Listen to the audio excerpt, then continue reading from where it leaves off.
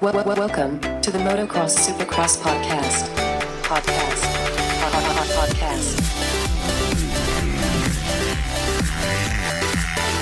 3, 2, 1, 0. Motocross Supercross podcast. Episode 185, Atlanta, round 9. This East-West showdown shootout is over. We were up there for this race. It was crazy. We had just a crazy week so far, and let's get into it. I'm Adam, here with Claudio. What's up, Claudio? Yo, yeah, it's definitely been crazy. That's the reason that we're behind. Crazy. And we have to apologize. We have to apologize to our listeners because I know they're waiting for us, and they're waiting for the recaps. They're waiting for everything, and we're just over here still Atlanta time, bro. We're still struggling to just get back on the air, So, but we're here. Do you think we got hacked because we had two computers that crashed on us, like within days of each other? I feel like we got hacked. Yeah, something's happening. Something. The universe. It's not playing in our favor, but we're still making it happen, dude. We're still going to make it happen. We're still going to bring you guys the best of the best. And let's jump to this 250 because this was the good one. This was the showdown. This is the East-West competition, and everybody was there. And we have a lot to talk about and not enough time. That's right. Never enough time. First, I do want to mention... Dude, I love that stadium. That stadium was so nice. Yes. I know you ate about you pretty much tried all the food they had to offer there. I had to. I'm just doing my research as a journalist, okay? Yeah, so it was just a cool stadium. What I liked the most was I love the dome and just where the placement of the TVs up top there. It was just like no matter where you sat in there, you could easily see the TVs. And it was just like it was just so legit. Legit. Hell yeah. We were sitting right there behind the starting gate. Thanks to Lorenzo for the hookup and for making it happen for us to be up there. And the stadium was definitely one of the best stadiums I've been to.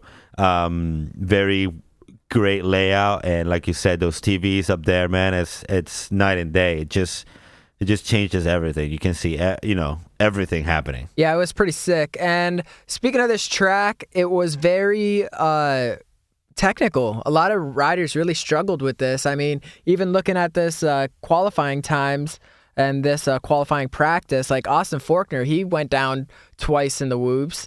We saw Jordan Smith crash in that little triple section right before the whoops. Like, he's pretty lucky to get up after that. Yep.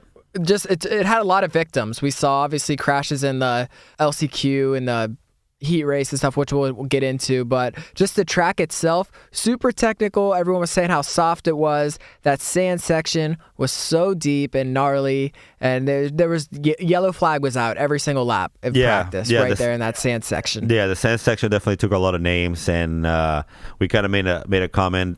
We talked to a lot of the riders, and everybody said the same thing. The sand section and that whoop section was probably the most difficult part on the whole track. The track was a little, I don't know if difficult, but it was not easy. Obviously, there was some changes, and from track map to qualifying to, I guess, race. Yeah, to race. There was a couple of changes in the track. So first, we're going to start with this 250 East Coast practice, and it was pretty good. We saw Justin Cooper actually get the top spot of that combined qualifying, followed by Chase Sexton, and then Austin Faulkner. I can say for him, it's all the way back in third. But we had Alex Martin, Martin Davalos. Like we said, it was just a stacked class, but as we said, Cooper, Sexton, and Faulkner, Martin, Davalos. That was the top 5 in this combined qualifying. Yeah. But as we've seen all year, the qualifying doesn't really factor into how they're finished during the races just because we see them jump around so much. But one thing to note is that only the top 20 riders qualify to the night show. That's right. Yeah, a couple riders didn't make it. Yeah, a lot of the riders didn't make it. Just like, going into this heat race, it's kind of like doing a main event with your coast. Remember, we had the first heat. It's East guys, and then the second heat is the West guys. And your time definitely did count here. As you mentioned, Justin Cooper with the fastest qualifier for the East region, but for your combined qualifying times, your fastest guy was Dylan Ferrandis with a fraction of a second. And when they were doing their qualifier, the West Coast guys, it was like nothing had happened. Like Dylan Ferrandis and Emerson Schuler right back at it again, and trying to be the fastest guy, which is not been very beneficial for Dylan Ferrandis thus far. But it's been definitely the tell that we've talked about since the beginning of this season. So Dylan Ferrandis with the fastest time. Obviously, he's from the West Coast, but the overall time he was the fastest with a 47.963, and Justin Cooper, his teammate, with a 47.978. So the Yamaha guys are already with a great start of the night, and it was going to be a great one. And like I was saying, some riders didn't make it. One of probably the biggest rider who didn't make it into even the night show, Blake Wharton.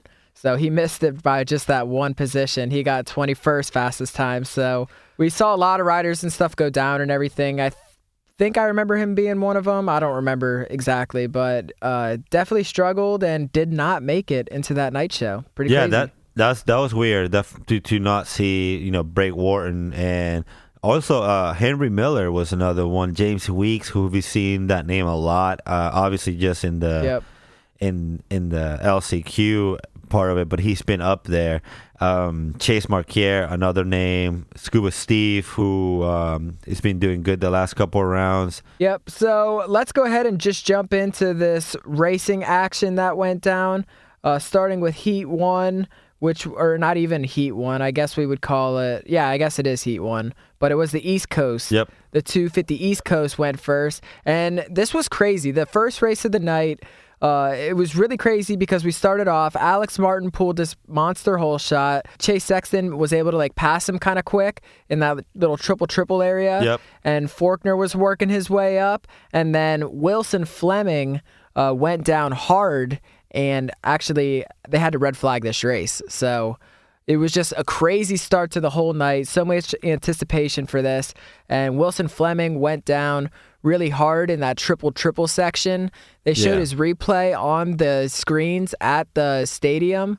I saw they didn't show it on the broadcast, but they also the JMC Motorsports guys have it on their YouTube page. So we'll have to see if we can get that on our Instagram page when we get caught up. But that's what I was gonna say. We should. We're definitely gonna have it on our page at the MXX Podcast. Just make sure you guys go check it out. So it really just messed this whole night up almost, just with them having to red flag this. And first we thought they were going to restart the race because everybody went and lined up on the gate, and then they're like, no, we're going to do the staggered start thing. Yeah, they had to do the staggered start since, there was less than 3 minutes left. Like you said, there was a confusion, but the rule says if there's been more than 3 laps, but then less than 90% of the race has been done, then they will stagger start. Yeah, and let's talk about this staggered start, because why is there no strategy for this staggered start? No, everybody just kind of does the same thing. No. We obviously know there's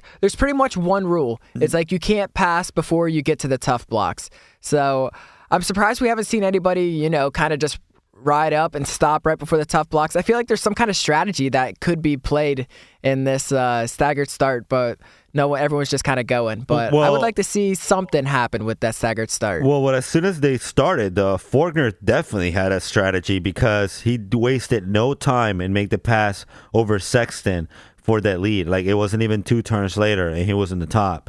So somebody else that took advantage of this move was Davalos, who was, able to sneak into third, and obviously not on Sexton, but just on third in general. And Faulkner was already checking out at this point, so he did have a strategy because he went through those stop blocks, he cut him quick, and then he set him up for the next turn, and he was out. Yeah, but I'm saying more like the other guys. If you're in that like 7th or 8th spot, maybe just like gun it up to the little tough blocks, just slam on your brakes, get a couple people to fly past you or something, get them disqualified. I don't know. I just feel like there's like some kind of strategy that has to be like, I don't know. We'll have to think of something, but I just feel like there's something that could be done there. What do you think? Something could be done there. I'm Spice it up. Yeah, I guess so. But like I said, Faulkner definitely had this strategy down, and he checked out right away, which is kind of unfortunate for Chase Sexton because he was looking good. He made the pass. Yeah. He was up front. He was definitely holding off, and it just kind of like it was like a Roxon situation. He was up front and he was ready, setting up himself for the win, but the Wilson Fleming went down and had a really hard crash. And I have an update from him.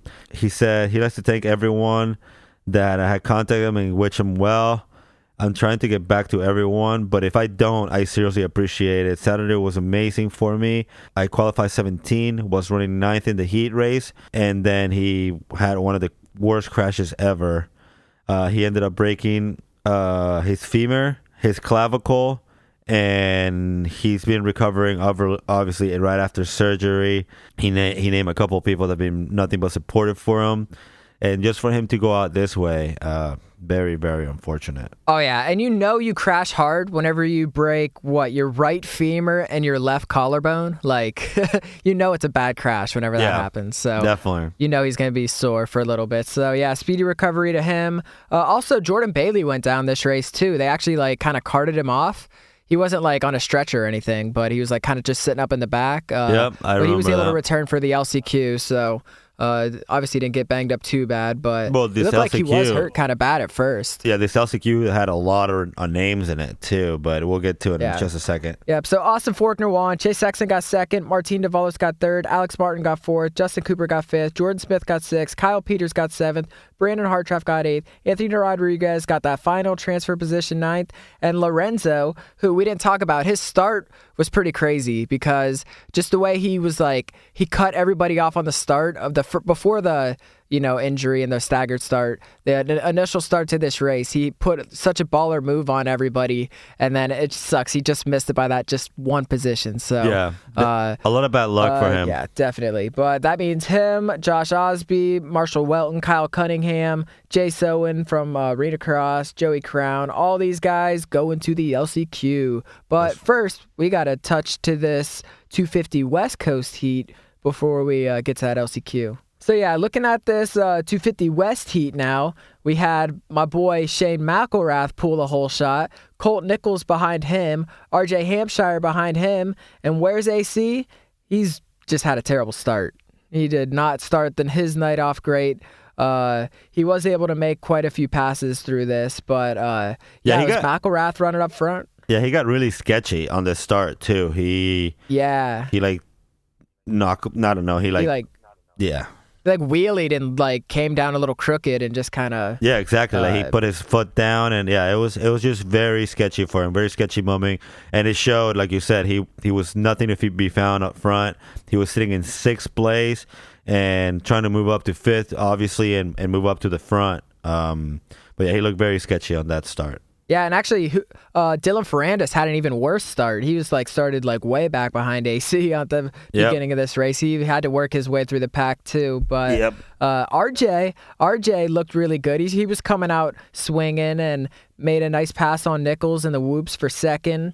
But he ended up running into some problems whenever he fell on the little over-under tabletop after the sand section. He fell right on the top of it. It was just the worst spot, but everybody could see it, so it was good. It was also good for the fans. Also a bad thing for him because he was, like you said, he was up front. He was up there. He was, I believe, he was in 2nd whenever he went down.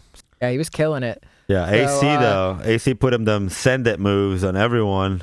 Jacob Hayes, he passed him. It was kind of unnecessary, but I get him. He has a rep play. He has to show everyone who he is, and all of this, but he was just clearly faster, so clearly faster than everybody. He was just dominating, so no surprise that he was able to work his way up to 3rd. But Cole Nichols was also making a pretty hard charge at the end on Shane McElrath, but, just Shane McElrath was able to hold everyone off and take the win of this heat race, 250 West heat, I guess. Colt Nichols got second, Adam Cianciarulo got third, Michael Mosman got fourth, Jacob Hayes got fifth, Chris Bloss got sixth, Dylan Ferrandis got seventh, RJ Hampshire made it in with eighth, and Garrett Marchbanks getting that final transfer position with ninth place. The two JGR guys, Jimmy Dakotas, Enzo Lopez, just terrible. They were just off. Yeah. They did not have the greatest night. Yeah, a lot of names again going into the LCQ for this one. Definitely not what they were expecting to do. Guys like Martin Costello, Chris Howell, Dylan Merriam, Starling, Mitchell Harrison, and then, like you said, Dakotas and Enzo Lopez, and then Cameron McAdoo also running into some problems. So this LCQ is looking stacked, man. Yeah, it was a pretty intense LCQ, all these big names on the line. And let's just go ahead and jump into it. So as we said, it's funny. We have all these big names, and who gets the whole shot? Josh Osby. He's killing it out there. I told you, he gets great starts. He gets really good starts. Yeah, he got the whole shot. He was followed by Jimmy Dakotas, finally did better, and Enzo was up there too, looking all right. Jace Owen behind them, Marshall Welton, Jordan Bailey looked like he was feeling a lot better, running up in like that top five. But then that's when the JGR guys had some really sketchy moments. Like Dakotas went down in the sand, and then Enzo, he actually made a pass for first. And then just in that bowl turn before the whoops, it just got super sketchy, and he almost went through that turn. They were both right up there, and it was just they just could not hold on to it, and they just could not stay up. And then so they pretty much just gave Osby the lead back. They're like, hey, we're gonna go down. You can have first place. Yeah, you can have it back. Here you go. And that also helped Jordan Bailey out with the JGR troubles, because he was up there battling for the lead on that last lap and finished literally right behind Josh Osby. So it looked like he was feeling a lot better. And so behind Jordan Bailey was Cameron McAdoo and Kyle Cunningham. So as we said, the JGR guys, Jimmy Dakotas and Enzo Lopez, did not make it into this main. Two big factory names right there. Yeah, no, a lot of people did not make it to this main, and very, very unfortunate. I mean, and I feel like that's the thing about the showdown, that it does that to you. But yeah, that a lot of good battles, a lot of maybe a little bit too out there situations in this LCQ. I feel bad. I feel bad for the guys that didn't make it. Yeah, there was definitely a big battle for that final transfer position, like Cunningham and Owen battling with Welton on that last lap, and Welton came up just short. Marshall Welton pulls off the track. He's pretty bummed. He's upset and stuff. And then I don't know if you saw the video on his Instagram page, but Yui talked about how whatever that graphics company is that does the Pro Circuit and the Troy Lee Designs, how they were given the 5th place rider of the LCQ $1,000. Oh yeah. Yeah, they gave him $1,000, and he was just it's a really cool video. It's on his Instagram page of he just gets this money, and they told him too, here's $1,000 if the Pro Circuit or the Troy Lee Designs team doesn't win the main event, then we're going to give you another $5,000 or something. And he was just all right. So it was an uplifting moment for him there. And it was just a really cool video, just how it happened. It was literally right whenever he pulled off the track. So, that was pretty cool. I like that. That was awesome. But yeah, so let's go ahead and jump into this main event. We know who's in, we know who's out, and things got a little spicy. We don't know who's going to win this East-West shootout. Is it going to be Faulkner? Is it going to be Cianciarulo? Is it going to be McElrath? Jordan Smith? We had no idea. I know I definitely sided more with the East Coast, and turns out it might not have been the best choice. But let's just go ahead and jump into it, because we saw deja vu watching Faulkner just pull another hole shot. He's got his hole shots. I don't know what happened to him in the heat race, but he definitely killed it in this main event. And he was followed by Chase Sexton. Adam Cianciarulo was actually up there too. Jacob Hayes had a pretty good race in Atlanta. He was up there behind them. And Dylan Ferrandis is up there too. It's pretty much every name you look, you're just oh, that's a big name. Oh, that's a big name. Yeah, the star that you were looking for, it's what you got. Yeah. Justin Cooper was up there. But Shane McElrath, terrible start. He was 8th. Jordan Smith, terrible start. He was 17th. It was just those Troy Lee Designs guys didn't have the greatest night either. McElrath was able to, pick it up a little bit, but the start of this race was not good for them. That is for sure. Yeah, definitely not the night that they were expecting to have. Adam Cianciarulo, he passed Chase Sexton right before that finish line, and that was like a really popular spot for passing for AC, just railing those whoops, hitting that turn right before the finish, and he actually started closing in on Austin Forkner, and we're just like, we thought Austin Forkner might run away with this thing, but it turns out AC just looked way better. His lap times were way better, and he just started closing that gap quick on him. And that's the thing. I feel like they never really let him go, so he was not able to do what he's been doing the last couple of races, which is, kind of just get the lead and check out. Yeah. And Austin Forkner led 11 laps of this race, like more than half of this, like pretty much half the race. And then AC caught up to him. He was clearly faster, and he passed him in the same spot that he passed Chase Sexton in, which is that section right before the finish line. And he really started to pull away. He was killing it. Yeah, Cianciarulo definitely fastest guy out there. Like you said, we kind of thought Forkner was at his own level, but he showed that he's beatable. And I feel like I'm not really sure now who's got the best coast, man.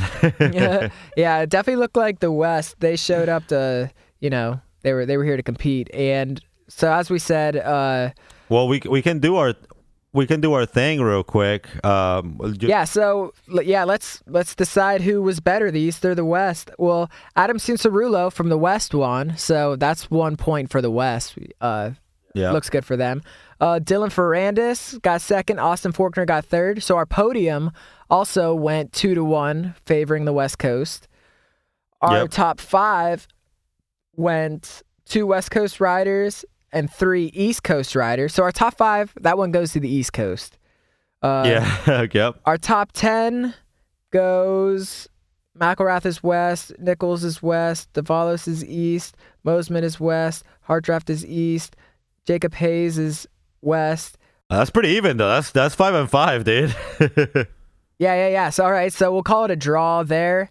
And whenever you look at the, we were looking at the number, like who made it in the LCQ, if they were East or West, we had East Coast, West Coast, East Coast. So I guess it comes out like, 2-2? But I think we got to give it to the West Coast just because they took the top spot and the podium. That'll be the tiebreaker for how we set that up. So looks like the West Coast is the best coast, at least for this first race. That's for sure. So yeah. Anyways, Adam Cianciarulo won. Ferrandis, Forkner got third. Forkner said on the podium how he was just like, once they passed him, he was just kind of, just trying. He just didn't want anybody else from the East Coast to beat him, so that was kind of his excuse. And he said he wasn't really feeling the whoops all night, and obviously he crashed there twice in practice. Adam said the same thing, though. They were there to race their coast. If there was someone in front of them that belonged to the other coast, they weren't really gonna worry about it. So they have pretty similar answers to that question, like how they're gonna try to keep up the situation. So Forkner technically won the East Coast. Yeah, he did the best. That's what he said. He's like, I pretty much won. He won the East Coast, but your overall winner and red play holder still is Adam Cianciarulo, who, by the way, is checking out on those points. Yeah, definitely checking out.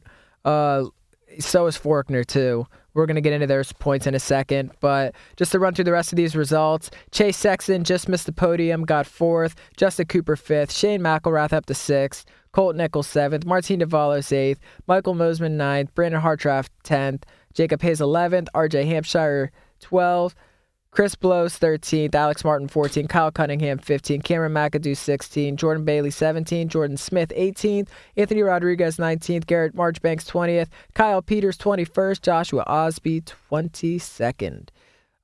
It was an awesome race, 20 laps. Dylan Ferrandis actually had the fastest time in this race out of everybody. So he had the fastest times all day in the practices and then in this race as well.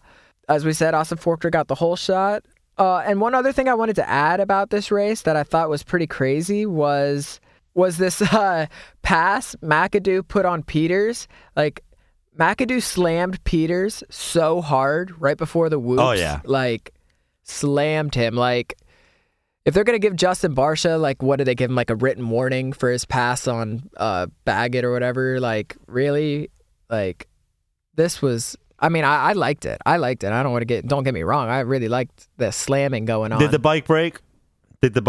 He got up and rode. Let's just say then that. You're fine. He's good. You're good. He's good. Yeah, it's clean. It was clean pass, but he definitely slammed him pretty hard. So, and it caused like a whole little thing too, because he fell like right there, and everyone's bikes were like trying to like avoid him and stuff, and it was just like, you know, it was just a little moment that happened there. So that was cool. But let's jump into these points now. On the West Coast, we have Adam Cincerulo. Adam Cincerulo with 140 points over Dylan Ferrandis, 125 points. Yep. And then Shane McElrath has 123. Colt Nichols 120. So those three guys are that battle for pretty much second. up for grabs. The second position is out for grabs right there. Yep. Adam Cincerulo checking out on it. He has 15 points more than Dylan Ferrandis, so he's in a pretty comfortable spot coming into, I guess, Seattle will be the next time we see him. Yeah. And, the red plate, he's going to keep it. Yep. And we got RJ. He's got 86 points, so he's pretty far behind them in 5th place. So, yeah, it kind of sucks that his season's going that way, but, I mean, still, you know, top 5 in the points. I mean... you know. I don't know. You don't know? I think he could be doing better. Let's put it that way. I think he should be doing better. So definitely. He's been set up to have better not positioning, but better results. Yeah, he's 40 points behind. It's insane. So sucks for him, but and this was kind of one of his like home races, I guess, even though it's not really because he's from Tampa.